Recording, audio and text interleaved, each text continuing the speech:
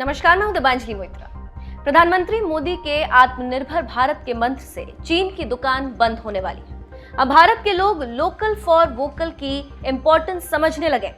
हमारे देश में चीन के आर्थिक बहिष्कार की एक मुहिम शुरू हो गई, लेकिन सवाल यह है कि क्या चीन का आर्थिक बहिष्कार संभव है? इसका जवाब आप खुद ढूंढ सकते हैं जब हमारी इस रिपोर्ट को देखेंगे। पीएम मोदी के एक नारे ने चीन को कैसे चोट पहुंचाई है, इसकी पूरी एबीसीडी मौजूद है इस रिपोर्ट में।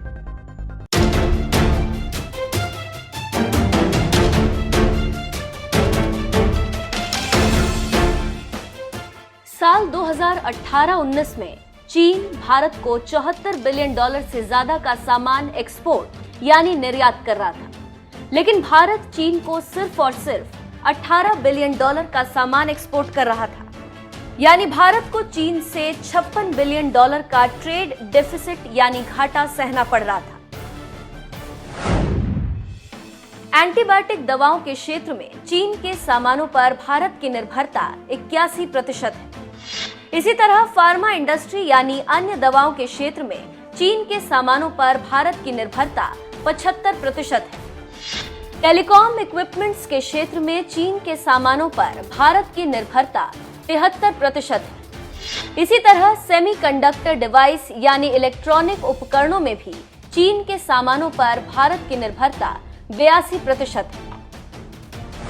यही नहीं, 2014 के मुकाबले 2017 में चीन का भारतीय बाजार में निवेश भी करीब 7 गुना बढ़ा है। साल 2014 में चीन ने भारत में $1.6 बिलियन का निवेश किया था, लेकिन साल 2017 में भारत में चीन का निवेश बढ़कर $8 बिलियन हो गया। ये निवेश भारत के 10 से ज्यादा राज्यों में।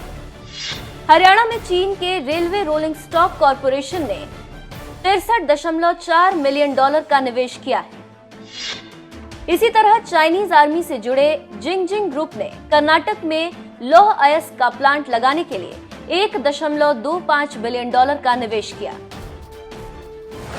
चीन की सबसे ज्यादा पकड़ भारत के फोन बाजार पर है। आज भारत में सबसे ज्यादा चीन के ही फोन इस्तेमाल किए जा रहे हैं। आज भारत में 71% फोन मेड इन चाइना है और 29% में बाकी फोन्स हैं। इसमें सिर्फ 2% ही भारतीय फोन्स हैं। इन मोबाइल कंपनियों ने भारत में तमाम फैक्ट्रियां लगा रखी हैं, जिससे रोजगार भी पैदा हो रहा है। जैसे तमिलनाडु, आंध्र प्रदेश और उत्तर प्रदेश में चाइनीज फोन कंपनी शाओमी की 7 फैक्ट्रियां, जिसमें $1000 मिलियन से ज्यादा का निवेश है। चीन की कंपनियों ने भारत में बहुत ही चालाकी से निवेश किया। चीन ने भारत में ही अच्छा बिजनेस करने वाली कंपनियों के शेयर खरीद लिए हैं और सीधा लाभ कमा रहा है, जिसमें ऑनलाइन बिजनेस करने वाली कंपनियां, ट्रांसपोर्ट प्रोवाइड करने वाली कंपनियां और भारत की बड़ी रिटेल कंपनियां भी शामिल हैं। चीन ने भारत में बिजनेस का बहुत बड़ा जाल फैलाया। सरकार ने चीन पर बढ़ती निर्भरता को कम करने के लिए कुछ कदम उठाए। जैसे इंडियन रेलवे ने एक चाइनीज कंपनी से किया गया 470 करोड़ रुपए का सौदा रद्द कर दिया। बीएसएनएल को निर्देश दिया गया है कि वो चाइनीज इक्विपमेंट्स का कम से कम इस्तेमाल करे। सूत्रों के मुताबिक खबर ये भी है कि भारत ने चीन के सामानों पर आयात शुल्क को 20% बढ़ा दिया है। यानी चीन का सामान भारत में ज्यादा महंगा हो जाएगा। हम देश के घर घर में चाइनीज सामानों का बहिष्कार करें तो चीन को कितना नुकसान उठाना पड़ेगा, अब इसे समझिए।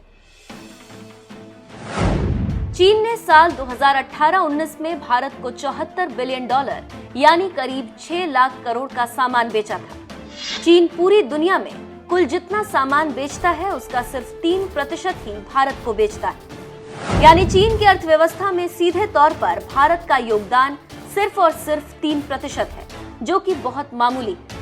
लेकिन ये बात पूरी तरह सही नहीं। अगर भारत के लोग चीन का आर्थिक बहिष्कार करें तो चीन के करीब 3.5 करोड़ लोगों की आर्थिक हालत पर असर पड़ेगा। 2018 में चीन की जीडीपी प्रति व्यक्ति आय करीब $8,000 है। 2018 में भारत से चीन सालाना करीब $74 बिलियन कमाता है। अगर सीधे सीधे अनुमान लगाएं तो इस 74 बिलियन से चीन के करीब 92,50,000 लोगों को वेतन मिलता है। अगर ये माना जाए कि चीन के एक परिवार में करीब 4 लोग हैं, तो इस हिसाब से चीन के 3,70,00,000 लोगों की आर्थिक स्थिति पर असर होगा। यानी भारत के आर्थिक बहिष्कार का असर चीन के करीब 3.5 करोड़ लोगों पर पड़ सकता है।